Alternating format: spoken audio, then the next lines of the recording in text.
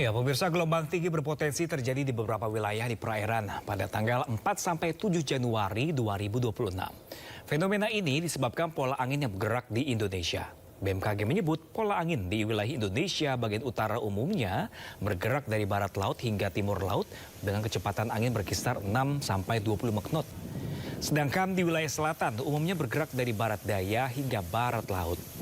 Kondisi ini menyebabkan peningkatan gelombang setinggi 1,25 meter sampai 2,5 meter di beberapa wilayah dan beresiko terhadap keselamatan pelayaran. BMKG mengimbau masyarakat untuk mewaspadai, terutama pada yang beraktivitas dengan moda perahu dan juga kapal.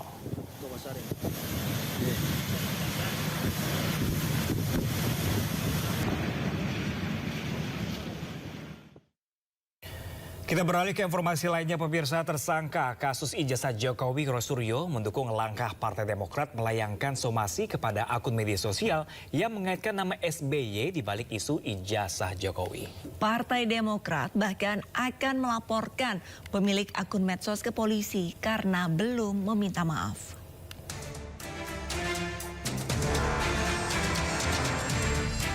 Tersangka kasus ijazah Jokowi Rosuryo mendukung langkah Partai Demokrat melakukan somasi kepada sejumlah pihak yang dinilai memfitnah Ketua Majelis Tinggi Partai Demokrat Susilo Bambang Yudhoyono. Roy menyebut meski sudah bukan bagian dari partai berlambang Mercy itu, ia menghormati langkah hukum Partai Demokrat. Waktu itu sempat ya, ada orang namanya Sylvester Matutina, buronan yang sekarang sudah terpidana, tapi itu yang pertama kali mengatakan Partai Biru, ya. Kemudian ada juga Ade Kurniawan yang pakai baju biru, ya. Dan kemudian yang lain, termasuk yang sekarang disomasi, ya, oleh partai tersebut. Jadi sekali lagi, dukungan saya kepada partai tersebut itu untuk membuktikan bahwa memang saya sudah tidak ada lagi hubungan dengan partai tersebut secara garis perintah, tapi secara hormat, secara hablum minanas, ya, saya tetap berhubungan baik dengan semua yang ada di situ karena saya tipe orang yang bukan berkhianat terhadap partai yang pernah kami sama-sama saling membesarkan. Dan saya dukung terus, ya, badan hukum dan pengamanan partai itu untuk terus melakukan tidak hanya somasi, tapi juga menuntut kepada para termul, ya, para orang-orang terutama para anggota Ceboker Nusantara yang memang tugasnya adalah mencebok-cebok, ya, termasuk mereka yang sekarang barusan ini kumpul juga.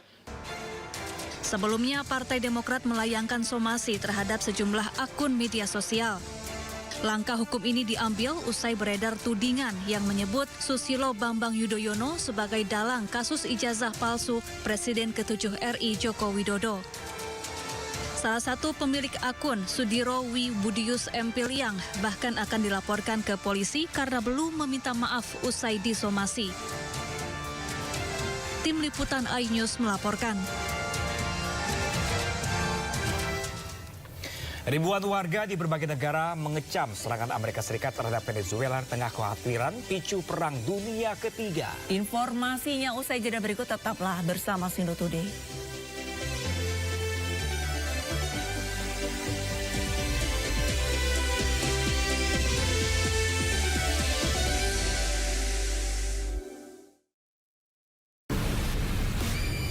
Lelaki itu gak banyak yang cerita ya? Iya, udah tuh nangis, tapi habis itu udah pasti orang nggak bakalan gak nengok. Jadi nikmatilah ciptaan Tuhan buat Indonesia. yang utama ya, body dulu lah, lempeng. Body dulu. AC dingin, ya nanti rasain sendiri deh. Capeknya dan gak ada ujungnya. Teknologi jalan terus. Danantara cukup mampu untuk membayar itu. Jadi bukan nggak dibayar tangnya, dibayar tapi Danantara. Apakah ada anggaran yang diendapkan di Provinsi Jawa Barat yang harus menyatakannya adalah BPK? Mengedepankan objektivitas dan juga fakta yang ilmiah. Orang-orang yang pantas menjadi polisi, inilah yang sebetulnya gunakanlah hati nuraninya. Membahas setiap cerita dari banyak sudut pandang. Sekolah sangat berperan penting, tidak menerima adanya bullying. Jangan lewatkan Inside Story. Selasa pukul 9:30 malam di Sindo News TV. program berita teraktual prime time Anda. Presiden Republik Indonesia tiba di Brussel, Belgia. Dugaan korupsi kuota haji. 1.000 rekening penerima bansos terindikasi judi online. Menggali banyak peristiwa dari beragam lokasi. Muhammad Riza Khalid jadi salah satu tersangka. Olah tempat kejadian perkara kasus tewasnya diplomat.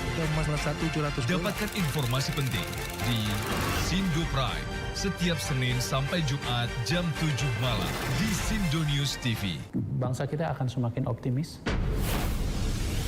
Pertumbuhan ekonomi kita sejauh ini relatif baik. Kalau pemeriksaan kesehatan itu BNPB menegaskan jumlah korban meninggal dunia bertambah 10 orang dari hari sebelumnya.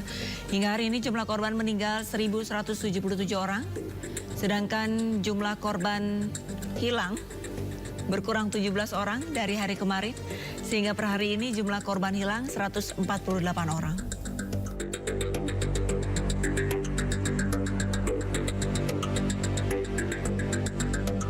dan jumlah dari saudara-saudara kita yang masih mengungsi di hari ini kami mendapatkan tambahan data dari Aceh Utara, Tapanuli Selatan, dan Sumatera Barat. Aceh Utara ada 3 jiwa, Tapanuli Selatan ada tambahan 5 jiwa, dan Sumatera Barat ada tambahan 2 jiwa meninggal dunia. Tentu saja ini kita menyampaikan simpati dan belasungkawa yang mendalam untuk para keluarga korban. Innalillahi wa inna ilaihi raji'un. Tambahan dari korban jiwa meninggal dunia ini menambah jumlah total dari 3 provinsi. Kemarin rekapitulasi kita di cut off pukul 16.00 itu 1.167. Hari ini bertambah 10 menjadi 1.177 jiwa meninggal dunia. Kemudian ada pemutakhiran data korban hilang. Seperti kami sampaikan bahwa identifikasi baik itu korban meninggal, kemudian pemutakhiran korban atau nama yang dilaporkan hilang di level desa, level kecamatan itu terus dilakukan. Hari ini ada pengurangan 17 nama untuk daftar orang hilang yang dikoreksi oleh desa, kecamatan maupun anggota keluarga, sehingga jumlah total rekapitulasi nama korban yang masih dalam daftar pencarian tim SAR gabungan itu 148 jiwa. Ada pengurangan jumlah pengungsi juga 15.606 jiwa, ini dari Provinsi Aceh, sehingga total saat ini 242.174 jiwa yang masih mengungsi. Pemirsa, Badan Meteorologi, Klimatologi, dan Geofisika atau BMKG mengeluarkan peringatan dini adanya gelombang tinggi.